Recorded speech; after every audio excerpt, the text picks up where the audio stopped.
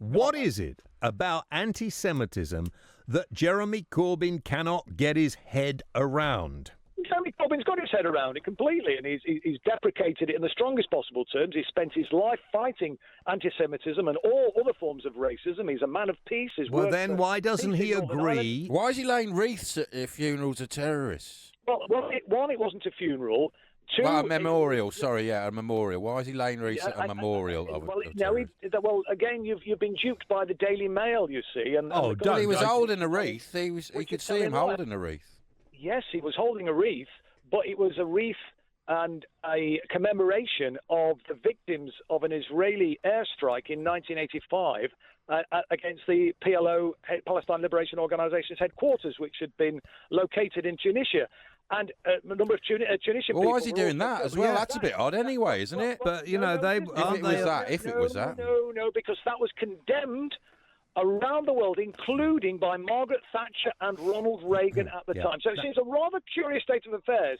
So they're lying. There's nothing to do with these Munich terrorists. Hang on. Somebody somewhere is lying. Somebody somewhere is lying. Who do you accuse? The Daily Mail, The Sun, and a lot of people have been duped by it. People have used this disgracefully, weaponized it, and to try to demonize and to undermine Jeremy Corbyn. But he's friends with Hamas and Hezbollah. Why wouldn't he Why wouldn't he be friends with these people? Wasn't he friends with the IRA as well? Yeah, I mean, why is he suddenly... That's a very silly and cheap point, and you know very well. Well, hang on, that isn't a silly and cheap point, Chris, because he was supportive of terrorist organisations. No, he was not. What he was supportive of was dialogue, to stop the violence, to get people around a table to reach a negotiated settlement. And in the end, it doesn't outline what happened. I'll tell you how we can sort this problem out, shall I, Chris? Go on. When I worked on another radio station, Jeremy Corbyn used to come in before he was leader and chat to us quite regularly here on Talk Radio. He'll never return our calls. Ask him to come on my show just with me and Ash one evening, and we can have a little chat, and maybe we can alleviate all these fears. Well, apparently Labour is. I've just alleviated those fears. I've made it clear. Jeremy's made it clear. How many more times he's got to make it clear? I would like prepared to listen. He has fought. He talks all the time, doesn't he? You can't get a word in here. It's beginning to. Listen, Christopher.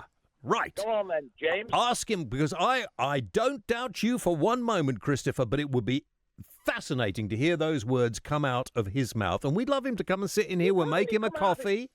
James, ask him to come and join us. What's he scared of?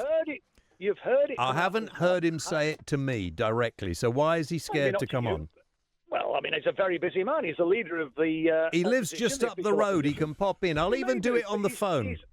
He's all over the country speaking to people. And listen, these smears aren't working. He's scared. I was down in Cornwall. I'm giving him the chance. On holiday. I'm giving him the chance to come here on a radio station and talk to the nation. All of this. Not the BBC. All of this nonsense. Get an audience that he wouldn't normally get. I'm giving him the chance. Well, I mean, you know, he may very come and sit in the car. Well, ask him for me. You know him quite well. I do, and I'll put a word in for you, James, and I'll say this: James is a nice bloke, despite his right-wing credentials. He used to work for Radio Derby, and he's actually admitted to me he's a secret socialist. I've not said. He's taking my words out of context. Yeah.